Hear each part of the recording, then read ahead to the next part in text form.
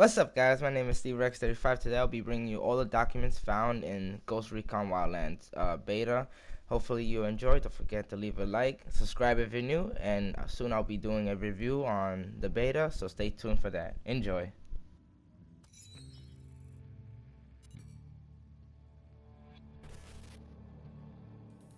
There were 4 people in the room the night DEA agent Ricky Sandoval was murdered. El Sueño, the head of the Santa Blanca cartel, Ricky, and the last 2 were La Yuri and El Polito. Yuri and Polito met at a poor state-run hospital in Chiapas, where El Polito was doing his residency and La Yuri worked as a nurse. It was love at first sight. From the first moment their eyes met, they were inseparable. A love like no other.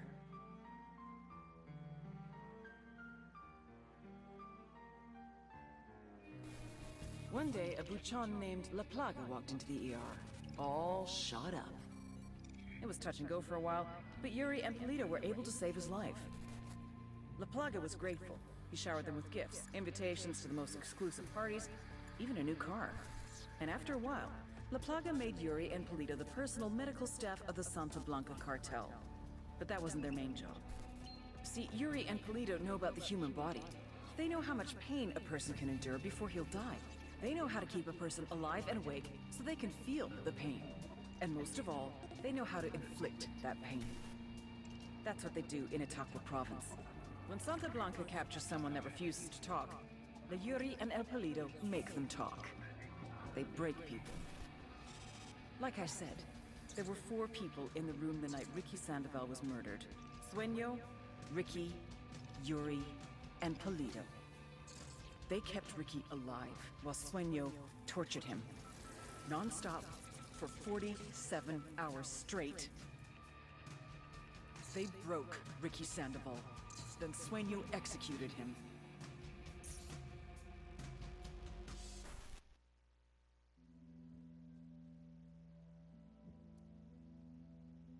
Oye, Yuri, how long has that guy been hanging there? Yo no sé, amor. Maybe 12 hours? Is he still alive? Check if he's breathing. Ah, él está muerto. He's dead. He must have choked to death under that hood. Look at that boner. Mierda, I told you the hood was too tight. That's a big boner. I'm taking his pants off. Yuri. Ay, are you jealous of a corpse, bizcocho? What the hell, Yuri? Well, that guy Cox stinks like shit. And he could have learned some grooming or something, but damn. It's like a chorizo that got rolled around in dog hair. Will you help me cut him down already? Or like somebody peeled a banana, covered it in butterscotch and, whoops, dropped it on the barbershop floor. Yuri, knock it off. Oh, it's starting to sag. Now it looks like a toucan that hasn't shaved for a month. Amor, por favor, get your face out of there. El Sueño. The sicarios have found the escaped prisoner in the village of Culta. What a wonderful name for a town. They were protecting him? See, the village is known to Unidad as a haven for rebels. Why do these rebels even bother? Kill them all. The whole village. Visit divine wrath upon Culta and wipe it off the face of the earth. Claro, al rato. Camaradas, hermanos, fellow cocaleros. I look at your faces and I see the scars the men of the Santa Blanca have left on this land. Stealing our coca, threatening our way of life, burning our houses, murdering our children. A trail of ash and blood. The blood of the people of Bolivia. The same blood that was running in the veins of Tupac Katari, the great Aymara leader who fought the Spanish conquistadores 300 years ago. We are tired. We are hungry. We are desperate. But this blood still runs in our veins. We are Bolivians. Mientras que respiremos,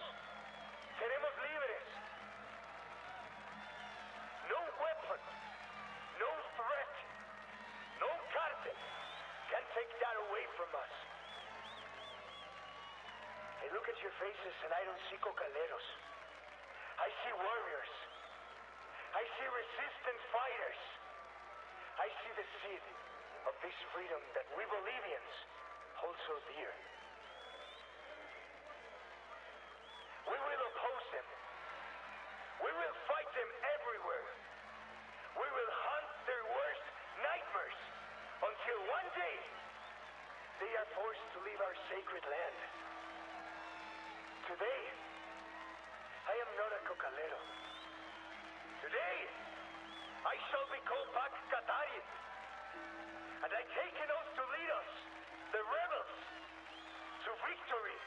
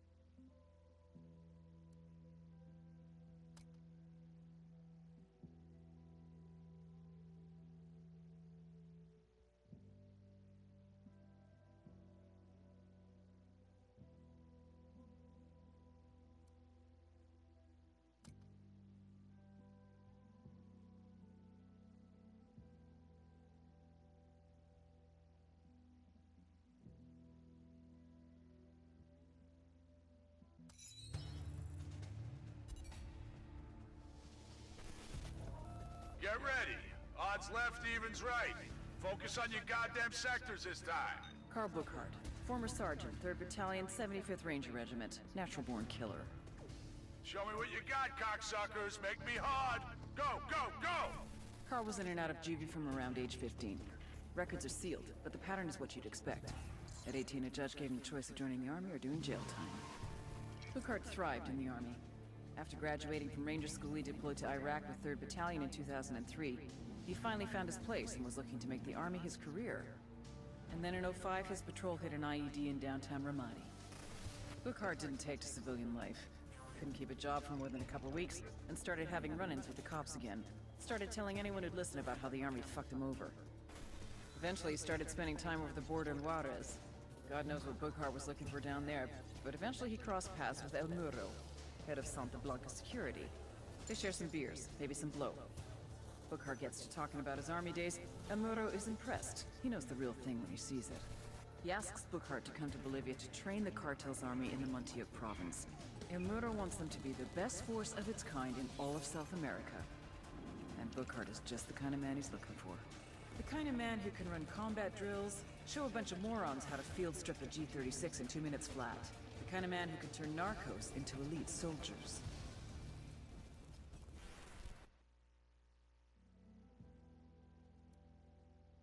I swear my oath as a sicario to serve El Sueño and the leaders of the Santa Blanca cartel without question. I will act without hesitation or fear. I will kill without mercy or remorse. If captured, I will keep the secrets of the cartel to my dying breath. These are the words you will live by for the rest of your days. Santa Muerte will judge you if you don't.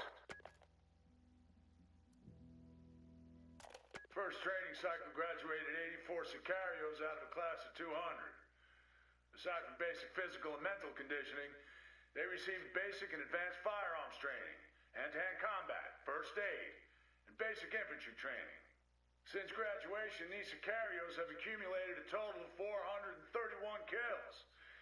This includes 47 policemen, 30 soldiers, and 11 high-value targets such as judges, businessmen, and politicians.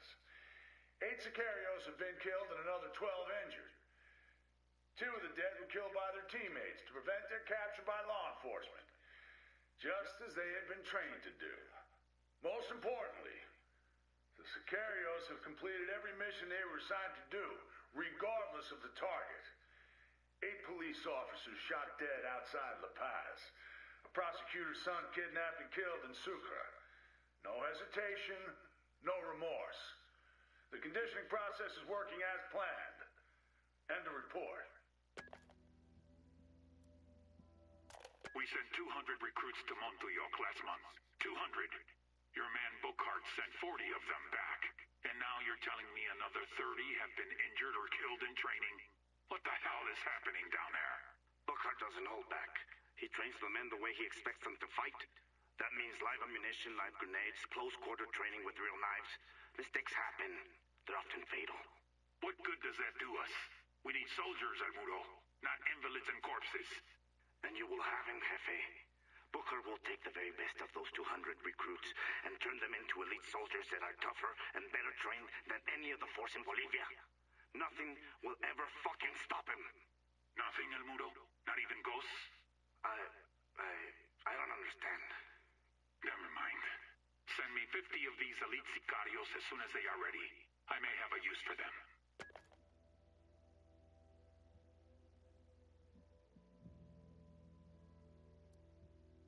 Look, I'm not asking for an army, Comandante Buchart.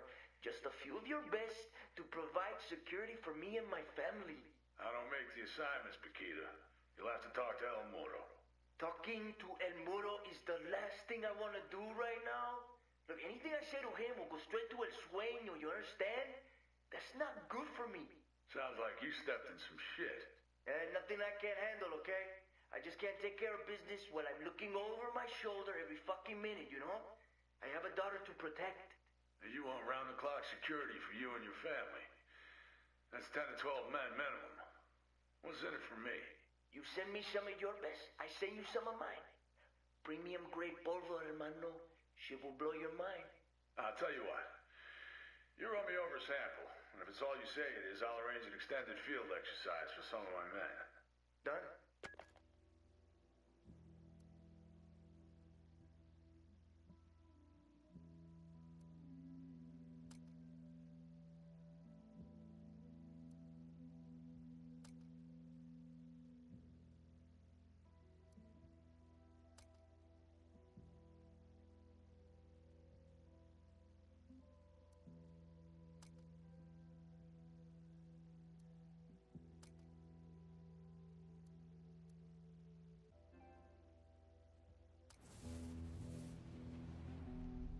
Our security infrastructure was being attacked. It made me question if La Plaga, our head sicario, was up to the task, or if he was too distracted with social media antics. Are you too busy chasing pussy on the internet to do your fucking job? Or is fucking your job? No, Jefe. He's my brother, Sueño. I will keep him in line. La Plaga got the message. Too well. He doubled down. Whoever's behind this, know that we will find you. Know that for every one of us you kill, we will kill 10 civilians at random. There is no such thing as innocent to me. The little pendejo had no idea how much damage he had just caused.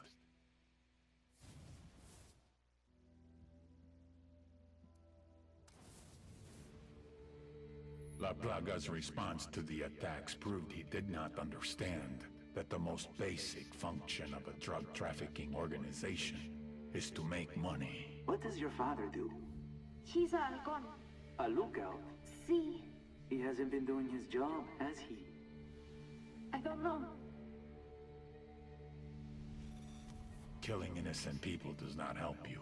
Just the opposite. It alienates the people you need most. It sends them into the arms of your enemies.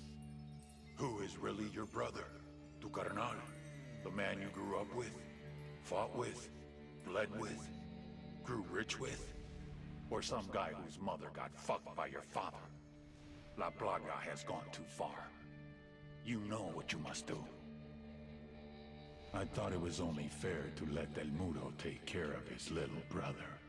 He would do it quickly, mercifully. Nothing like what I saw in the videos. I am not my brother's keeper. That's the Bible. That's God. Run. El Muro chose to go against the word of God.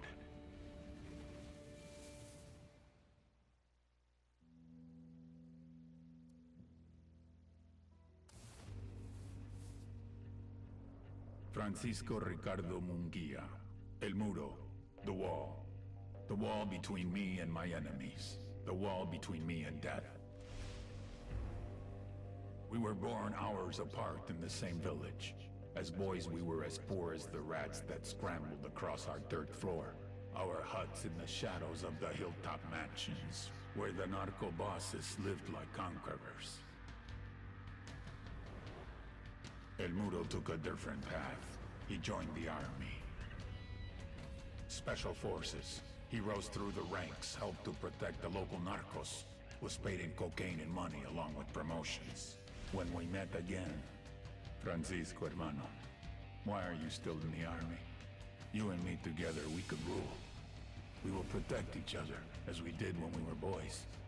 We will share, like brothers.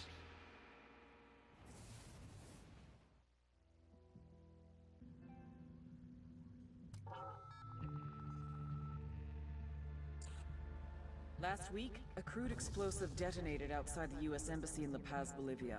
2 Marine Embassy guards were injured in the blast. 2 days later, a CIA asset in central Bolivia provided us with these images. Our analysts have identified the individual in the photo as DEA Special Agent Ricardo Ricky Sandoval, my friend. Sandoval had spent the last 6 years investigating the local cocaine industry. Our understanding is that Sandoval was the intended target of the bombing. What the embassy bomb did not accomplish was completed up close and personal. Sandoval was captured, tortured, and killed. Then his body was dumped. We have yet to recover it. Our target, the group responsible for the embassy bombing and the death of Special Agent Sandoval, is the drug trafficking organization commonly known as the Santa Blanca cartel. Yesterday, they were just narcos. Today, they're narco-terrorists. Initially, the Bolivian government resisted the Mexican cartel. They formed Unidad, a Bolivian special forces unit. It didn't go as planned. Thousands of bodies later, politicians, police officers, and journalists have become an endangered species. The Bolivian government has imploded on itself. With no other options, the new president made a deal with Santa Blanca. You stop killing our people, we'll look the other way.